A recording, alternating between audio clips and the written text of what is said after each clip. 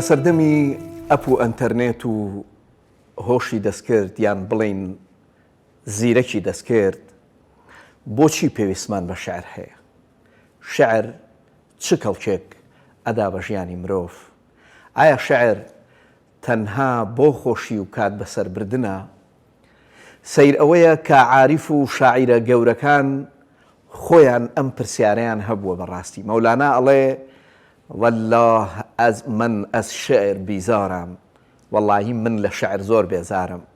مفتعیلون مفتعیلون مفتعیلون کوشت مەرا، پوست بووەت دەرخورێ مەغزێ شوعرا. یان مەحوی ئەڵێ وتی میوەی بەهەشتە شعری مەحوی، خدا نەبڕێ لە باخم داری بەردار. نالیش دەڵێ شعری خەڵکی کەی دەگاتە شعری من بۆ ناسکی، کەی لە دیقەتدا پەتک دەعوا لەگەڵ هەودا دەکا. خۆشەویستان، ئەم شەو لە چامەدا دەگەڕێینەوە بۆ ئەو پرسیارە هەمیشەییە کە بۆچی شعر لە سەردەمی ئێستای مرۆڤ و مرۆڤایەتیە یان مرۆڤایەتی پێویستی بە شعر هەیە. سڵاوی خوای گەورەتان لێبێ بینەرانی ئەزیز و خۆشەویست. خۆم بە خۆشحاڵەزانم کە لە ئەڵلقەیەکی تری بەرنامەی چامە بە ئێوەی ئازیز و خۆشەویست ئەگەمەوە بۆ قسەکردن لەسەر ئەم بابەتە. میوانداری مامۆسای بەڕێز و خۆشەویست مامۆسا فەیسەڵمان کردووە کە ئومێد دەکەم بتوانین لەم کات و ساتەی بەرنامەی چامەیە گفتوگۆیەکی قوڵ و ورد و بابەتیانە لەسەر ئەم بابەتە بکەین. بە ناوی ئێوەی ئازیز و خۆشەویست و هاوکارانی بەرنامەی چامە زۆر بەگەرمی بەخێرهاتنی مامۆسایی بەڕێز و خۆشەویستەکەم. مامۆسای جانێ خوا بەخێر بێ سەر چاو. زۆر سپاس مامۆستا بیلال. سڵاو لە جەنابت و سڵاوی خوای گەورە لە باقی بینەران و ئازیزان لە هەر شوێنێکی ئەم دنیاە دانیشتوون گوێمان لێگرن. ئینشەڵا ڕۆژێکی خۆشیانە بێ و لە شێشکی ساغیانە بێ ئینشاءڵڵا. مامۆسا لە پێشەکیەکە ئاماژەم بەوە کرد کە ئێمە لە ئێستایا چ پێویستێکمان بە شێعر هەیە. وتەیەکی مامۆستا سەعیدی نەورسیم بیرکەوتەوە کە ئەڵێ وەڵاهی ئەگەر مەسنەوی مەولانا مەسنەوی معنەوی نەنووسیایە من ئەمنووسی، دڵنیام ئەگەر سەردەمەکە ئەو جێگۆڕچێت پێ بکردایە دڵنیام لەوەی کە ئەویش پەیامەکانی نووری ئەنووسی. با لێوە بڕێنەوە ئەم پرسیارە کە پێم وایە پرسیارێکی سۆسیۆلۆژیشە، چۆن نازانم لەوە تێبگەین کە شاعر بۆ ئێستای ئێمە بەکەڵەگیە. لە ڕاستیە بەشەریەت هیچ شتێکی بەبێ پێویستی دانەهێناوە. یعنی مەسەلەن چاو لێ بکە ڕۆژێک لە ڕۆژان بەشەر بە مۆسیقا نەگەیشتووە، گوێی لە ئاوازی دار و درەخت بووە، لە هاژەی ئاو بووە، لە فیکەی هەوا بووە، لە کەوتنە خوارەوەی مەنجەڵەکانی بووە، گەیشتوتە ئەو نەتیجەیە دەنگێکیان لە دەنگێکیان خۆشترە و خەوڵی دووبارەکردنەوەی باوە پێداویستێکی ڕۆحی دەرونی پاڵی پێبووناوە و مەجبور بوو بە شتێک خۆی ئارام کاتەوە. گەیشتوتە ئەو باوەڕێی کە هەر بتوانێت دەنگێکی جوان دروستکە و ئەو دەنگە بەشێک لە هاوارەکانی خۆی دیسانەوە لە دەرەوەی لەشی خۆیەوە ببیسێتەوە، پێی خۆشەوە و وەکو پێویستیەک سەیرەکە. و پێویستیەکانی بەشەر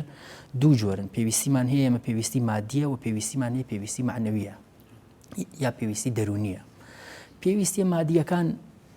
بەرحاڵ شارستانیەتەکان بە شوێن پڕکردنەوەی پێویستیە مادیەکانەوە بوون و کولتور یا فەرهەنگ بە شوێن پڕکردنەوەی پێداویستیە دەرونیەکانەوە بووە. وەختێک بەشەر گەیشتووە بەوەی کە پێویستی بە مۆسیقایە و مۆسیقای داهێناوە لە خۆڕا مۆسیقادا نەهاتووە، ئەی بۆ شتێکی تردا نەهاتووە کە ئێستا ئێمە نازانین چییە. کەواتە مۆسیقا زەرورەتی بەشەر بووە و کاتێک بەشەر ئەگاتە ئەو دەرەنجامەی کە پێویستە ئێمە لە شوێنێکە هەر قسەمان کردووە شعر بووە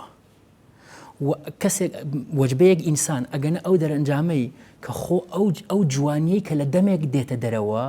خۆشە بمێنێتەوە و هەمیشە دیسانەوە ئەو هەستە وەرگینەوە لە کاتی خوێندنەوەیە و ڕۆژێک لە ڕۆژان بەشێت گەیشتوتە ئەو دەرەنجامەی کە ئەمە پێویستە ئەم زمانە لە قسەکردن و پێویستمان بەوەیە ئەم جۆرە ئەم تۆنە لە قسەکردن ئەم تۆنە لە گواستنەوەی ئیحساسی دەرونی لە گواستنەوەی قسەی دڵ بۆ ئەوانی تر زەرورە و گەیشتوتە ئەوەی ئەم قسانە بنووسێتەوە، شتی سادە بوون و تا گەیشتونەتە ئەو دەرەنجامەی کە هەموو مەکتەبە ئەدەبیەکان ببڕن و تا سەبکی فلانی و سەبکی فیساری و تا بگەن تا بەشەریەت بە کورتی بگاتە مەولانای ڕۆمی، تا بەشەریەت بگاتە فلانی فیساری، تا کوردایەتی بگاتە مەحوی، تا بگاتە مەولەوی تاوگۆزی، تا بگاتە ئەمە لە ڕاقیترین و لە جوانترین شێوەی خۆیان بوترێتەوە. وە کاتێک گەیشتوتە ئەمە حتمما لە خۆڕا نەبووە، پێویستیەک بۆ لە پێویستیەکانی بەشەر. بەڵام ئاوتپوتی ئەمە چی؟ دەرئەنجامی ئەمە چی؟ دڵنیایەوە ضرورەتەکەی چییە؟ ضرورەتەکەی چی؟ تۆ چاو لێ بکە دیوتە ئەو کەسانەی کە ئەهلی ئەدەبیاتن، ئەو کەسانی کە ئەهلی شعرن، وەجبەیەک جیاوازیان هەیە. ئەڵبەتە من لە ڕاستیا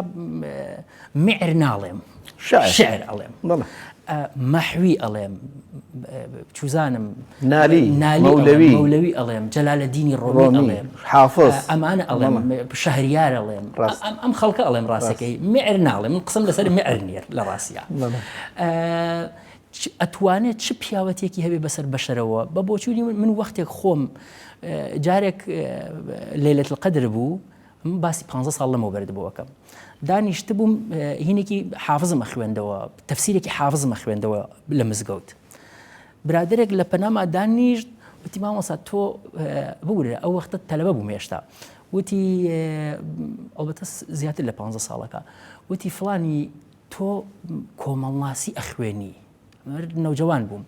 بۆچی حافز ئەخوێنیتەوە؟ پرسیارێکی جدی بوو بەلامەوە. ئەو برادرە پرسیاری لێکردم کە تۆ بۆچی حافز ئەخوێنیتەوە، بەڕاستی پرسیار بوو بۆ من کە من بۆ حافز ئەخوێنمەوە، چیم دەسەکەوێت لە خوێندنەوەی حافزە، بۆ مەحوی ئەخوێنمەوە، بۆچی مەسەلەن ئامادەم کتێبە منهەجەکانم ئەو وەختە نەیان خوێنمەوە، بەس مەحوی بخوێنمەوە، بۆچی ئاوا بووم؟ هەر بەڕاستی ئەمە پرسیارە چ پیاوەتێکی بەسەر منەوە هەیە مەحوی کاتێکە ئەیخوێنمەوە، چی ئیسفادەیەکم لێ، چی ئیسفادەیەکی لێکم، یا مەسەلەن جەلالدین ئەخوێنمەوە چی ئیسفادەیەکی لێکم. بە هەر حاڵ من بۆ خۆم لە تێڕامان و لە فکرکردنەوە، ئەڵبەتە قسە ئێمە حەقلێکی کۆمەڵاسیشمان بە ناوی کۆمەڵاسی ئەدەبیات لەم گەنگەشانی تیاکرێ. من بۆ خۆم گەیشتمە ئەم دەرەنجامانەی کە ئەدەبیات بە شێوەیەکی گشتی جیهان بۆ ئێمە ناگۆڕێ، یعنی وانییە شعر و ئەدەبیات دنیا بگۆڕێ، ئەتۆمەی گۆڕێ، ئەو شتانی کە ڕقن دنیا ئەگۆڕن، چەک و ئەسلحە ئەیگۆڕێ، کوشتن و بڕین ئەیگۆڕێ، تواننەوەی ئەوی تر ئەیگۆڕێ، سفرکردنەوەی شارەکان دنیا ئەگۆڕێ، هیچ نەبێت شارێک ئەگۆڕێ سفرەبێتەوە، هیچی نامێنێت خۆڵە مێژ. ئەم شتانە گۆڕانکاریان بەسەریەت ئەتوانن دنیا بگۆڕن، بەڵام ئەدەبیات و شعر ناتوانن ئینسان بگۆڕێ. ئەی چ پیاوەتێکی بەسەر ئێمەوە هەیە ئەدەبیات یا شعر، چ پیاوەتێکی بەسەر ئێمەوە هەیە ئەوەیە کە تەسەووری ئێمە بۆ دنیا ئەگۆڕێ. و هەر کاتێکیش ئەوە نییە شەمسی تەبرێزی ڕێیەکی هەیە بەلای منەوە ڕێیەکی زۆر زۆر گرنگە، ئەڵێ چی؟ ئەڵێ گەورەترین پیاوەتێک، گەورەترین ئیشێک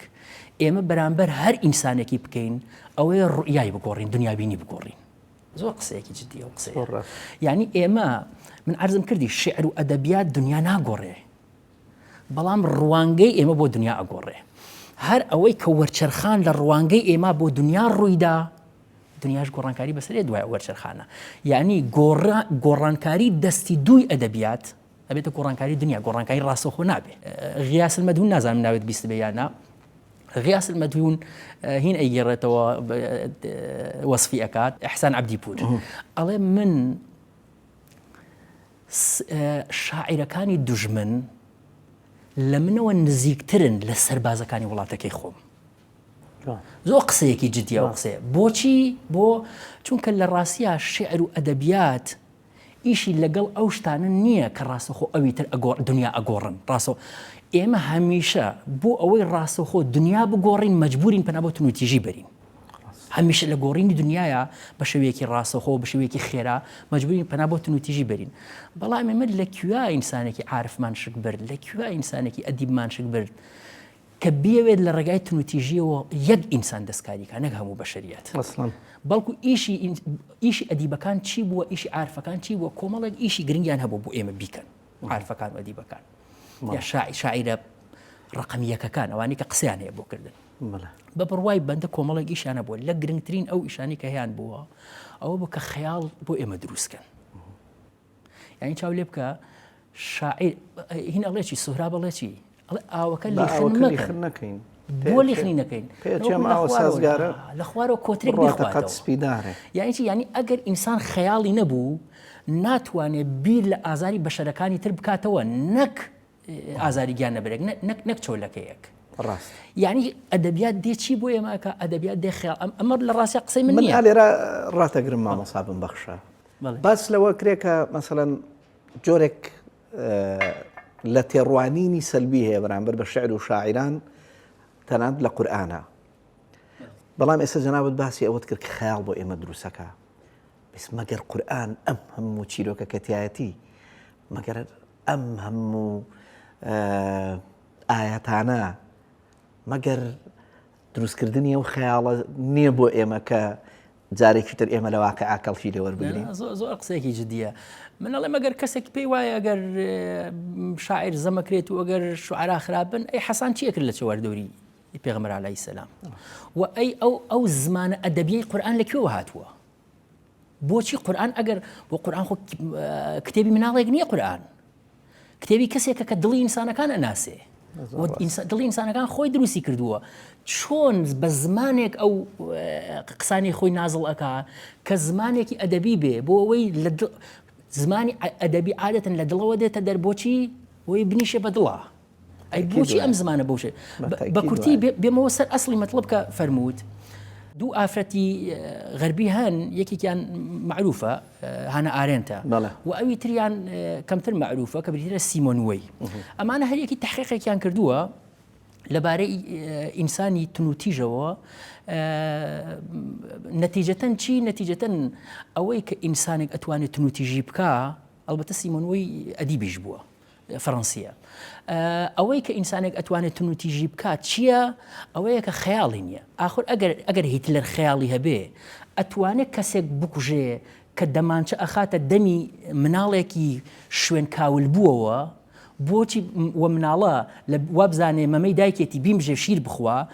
لە برسا و ئەم ببینێ کە ئەو ڕەحمی بۆی ئەجوڵێت و نایکوژێ ئەم بکوژێ ئەگە خەیاڵی هەبێ ئەتوانێشی ئاوا بکە ناتوانین ئەدەبیات چی بۆ ئێمە ئەکە ئەدەبیات هەمیشە خەیاڵەکان ئێمە وا لێ ئەکا خەیاڵ بکەین خەیاڵ یعنی چی خەیاڵ یعنی تەوەهومەوە ناخەیاڵ خەیاڵ یعنی ئەوەی کە من بتوانم خۆم خەم شوێنی ئەوی تر بەڵێ ڕاستە ئەدیبەکان عارفەکان شاعیرەکان چی بۆ ئێمە ئەکەن وامان لێ ئەکەن ئێمە بتوانین خۆمان بخێنە شوێنی ئەوی تر حافز ئەڵێ چی حافز ئەڵێ مەباش دەرپەیە ئازارم هەرچە خواهی کون بە شوێن ئازارمەوە مەبە و ئیتر هەرچێک دەوێ بیکە چه در شریعت ما غیر از این گناهی نیست که شریعتی ئێمە جگە لەمە گوناهێکی تر نییە کێ ئەتوانێت بە شوێن ئازاری ئەوانی ترەوە بێ کەسێک کە خەیاڵی نییە کەسێک کە ناتوانێت خۆی بخاتە شوێنی ئەوان ئەسڵەن یەکی شوک و خیام ڕوئایشی گەورەتری هەیە مام هەژار تەرجەمەی کردووە دڵازار مە بە قەت دڵ مەشکێنە بە ئاگری ڕق کەس مەسووتێنە گەر ئاسوودەی یەکجاری دەوێ خۆت بڕەنجێنە کەس مەڕەنجێنە جوانە زۆر جوانە ئەمە یەکێک لە پیاوەتیەکانی ئەدەبیاتە بە بۆچوونی بەندە ئەگەنا چاو لێ بکە کەسێک کە ئەهلی دڵ بێ ئینسانێک بێ کە بەڕاستی ئەدیب بێ و لەو شاعرە ڕقمیەکانە بێ کە باسییانەکەین نەک میعریوت بێ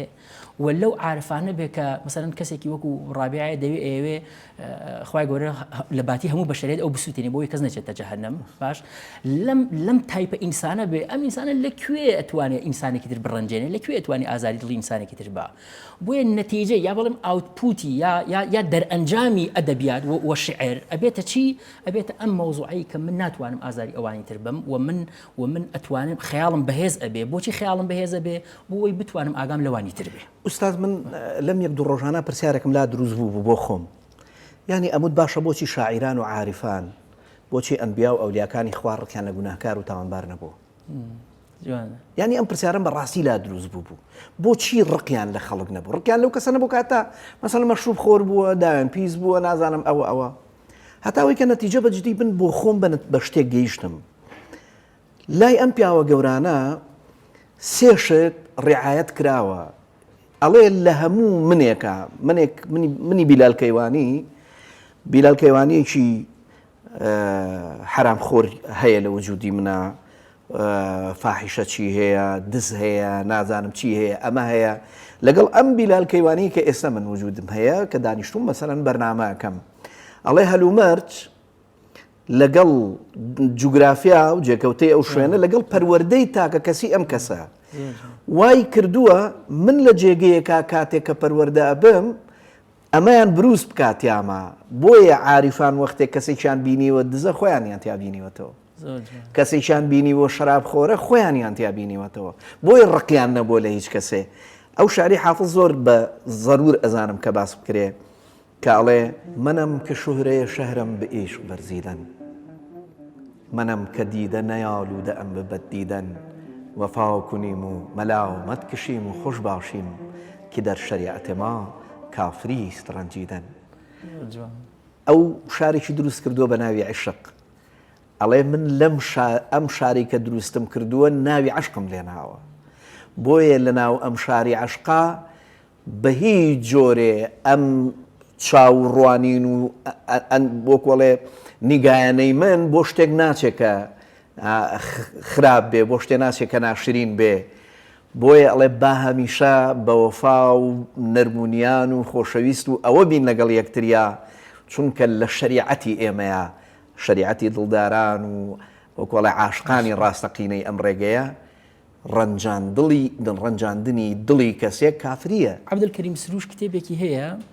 لەو کتێبا باسی سێ جۆر لە دینداری ئینسانەکە دوو تایپیان لەوانن کە جەنابەت باسی یەکەی کەسێک کە مەعیشە دەندێشە کە دینداریەکەی ینی خوا وەکو تجارێک سەیرەکە وەکو مرکزێکی ڕزق سەیریەکە و ئیش ئەکا بۆ ئەوەی ڕزقی بۆ بێت یەکێکی تریان عشق سەنتەرە تایپێکی دینداری خوا وەکو مەحبوبێک سەیرەکە و هەر ئەوەی هەر بوونی بۆ ئەم گەرمی و بڕیە بۆ ئەم ئەنێرژیە لەم جۆرە دینداریانەیە لە ڕاستیە ئەم جۆرە دینداریانە لەگەڵ ئەو دینداریە مەعیشە دەندێشە زۆر نایەتەوە یعنی دوو تایپی جیاوازن ئەو پۆست و لوبە ئەو ناوەڕۆک و شکڵە کە جەنابەت باسی یەکەی یعنی زۆر نایەتەوە چاو لێ بکە لەناو ئەدەبیاتی ئێمەشا حتا لەناو ئەدەبیاتی عامەی ئێمەشا ئەدەبیاتی عامەی کوردی یعنی بەدەر لە هەنێک شت کە هاتووەتە ناو کوردەوە ئەدەبیاتی عامەی کوردی یا بڵێم دینداری عامەی کوردی خوای وەکو معشوق قبولترە یعنی تۆ سەیرکە گۆرانیەکانی عوسمان کێمنەیی سیرکە لە ناو گۆرانیەکانی عوسمان کێمنەیە ئەتر هەیە شتی ئاساییە مەسەلەن بەخوای گەورە ئەڵێ وزەما بەهەشت بەبێ بەهانە ئەڵێ خوای گەورە بیانوان پێ مەگرە ماخرە بەهەشت ینی وەکو هینێک سەیری خوای گەورە ناکە وەکو دۆستێک سەیرەکە قسەی ڕازی هەیە بۆی قسەی لەگەڵاکە خانەی قوبادی شعرێکی هەیە ئەگەر چوزانم بڕۆمە بەهەشت ئاوا ئەگەر بڕۆمە جەهەنەم ئاوا لە کۆتایی ئەڵێ چی ئەڵێ وەرنە بە زاتت جەلای زاتت تۆ مەکەرون ڕۆی حەشر من شکاتی تۆ یعنی ئەگەر هەرچیەک بێ بەدەست تۆیە خوایە ئەگەر بمخەیتە جەهەنەم ها لە قیامەتا شکات دەکەم لە لای کێ شکات دەکەم لای خۆت شکات دەکەم ئەم تێڕوانی ناسکە بۆ خوا بۆ دینداری بۆ نازانم لە ڕاستیە